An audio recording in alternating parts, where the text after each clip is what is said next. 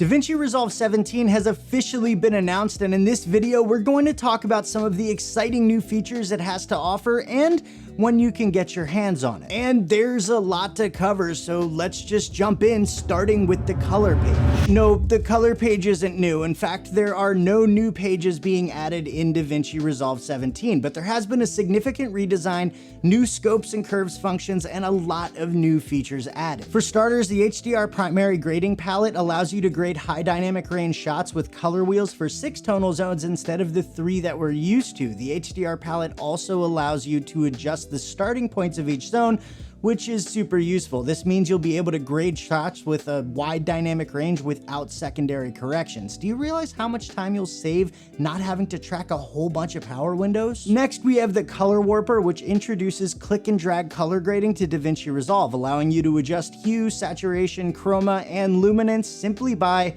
you guessed it, clicking and dragging on the image. Magic Mask allows you to mask out faces or entire people, track it and adjust it with just a couple clicks of the mouse. And there are also changes to the color management tab in the project settings, like a new list of color space presets like Davinci Wide Gamut, which Blackmagic Design says will future-proof your work for both SDR and HDR film. Finally, there are a few new open effects. One that I'm particularly interested in is false color, which will allow for easier exposure correction. Okay, let's move on to the Fairlight page. The improved edit selection mode allows you to switch between tools without actually switching tools. There's way too much involved there to get into in this video, but I'll be making videos on all this stuff, so make sure you're subscribed and have that notification bell turned on so you don't miss anything. The Fairlight page also has transient detection now, allowing you to cut out silent parts of an audio file a lot faster. Next up, Dolby Atmos. The Fairlight page now fully supports Dolby Atmos home theater workflows, which is super exciting because it will allow you to create fully immersive audio experiences in your videos. But probably the biggest change to Fairlight is the new Audio Core engine, which allows you to work with up to 2,000 audio tracks simultaneously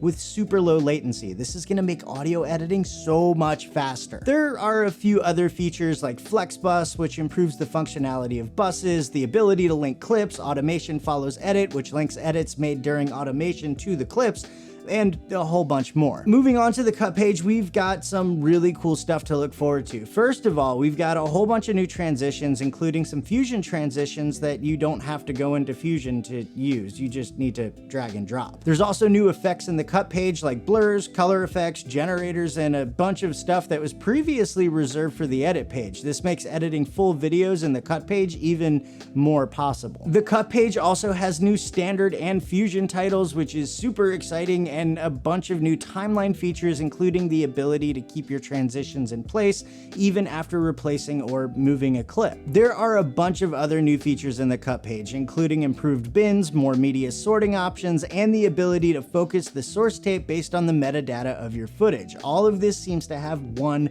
goal: to make navigating your footage and grabbing clips for your timeline a lot faster. They've even improved the process of relinking clips. These are just a few of the new features in the cut page. Again, I'll be doing videos on most of these, so, you know, subscribe. Okay, let's move on to the edit page. There are a ton of new features here, including improved syncing, improved multicam, the ability to deinterlace using the Davinci Neural Engine, and Smart Reframe, which will allow you to automatically create mobile-ready videos. There are also new effects like 3D here, allowing you to create mattes without having to go to the color or the Fusion page, and Video Collage, allowing you to create easy picture-in-picture videos. The edit page also now gives you the ability to more easily preview effects by scrubbing over the effects, and it makes working with proxies a lot easier. Finally, let's take a look at the Fusion page. This is exciting because we've got some stuff in here that people have been asking for. First off, ladies and gentlemen, we have audio. That's right, we have audio playback in the Fusion page. Thank you, Blackmagic Design. We've also got new types of nodes like shape nodes and a new anim curves modifier that allows you to automatically extend the length of an effect or transition based on the length of the video clip. What else does the Fusion page have? How about Fusion templates, the ability to transform basic transitions into Fusion transitions, customizable toolbars, the ability to see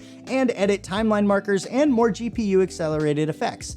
is that good? Look, there are a ton of new features available in Davinci Resolve 17. The ones I mentioned are just scratching the surface. I didn't even mention the collaboration tool, but trust me, that thing looks awesome. Now, I'm about to tell you when you can get your hands on Davinci Resolve 17, but first, let me know in the comments, which feature are you looking forward to the most? Okay, so the big question is, when will you be able to update to Davinci Resolve 17? Well, how about today? That's right, Blackmagic Design has released the public beta of Davinci Resolve 17, so for those of you that don't mind working with the beta software, head over to the link in the description and start exploring for yourself. Now, I don't know how many of the new features will be in the free version of Resolve and how many will be reserved for the Studio version, but if you haven't upgraded to Studio yet, here are 5 reasons why you should.